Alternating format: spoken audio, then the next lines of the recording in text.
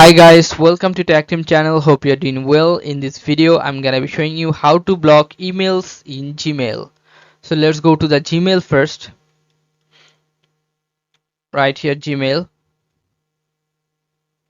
Click on email, the first option, and log in with ID and password. After login to a Gmail account, choose the email you want to block, like this one, ARPM.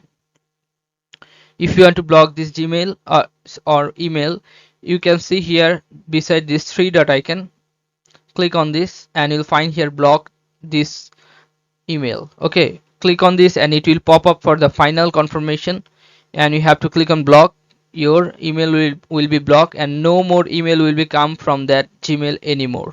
Okay, now if you want to unblock again, you can unblock from here, or another thing, you can unblock from here also. Click on this cog settings icon, see all settings.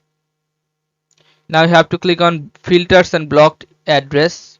Then you can find here the address what you have already blocked. Okay, so you can unblock from here. Sorry, this one.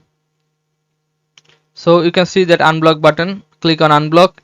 So this is how you can block and unblock email address in Gmail.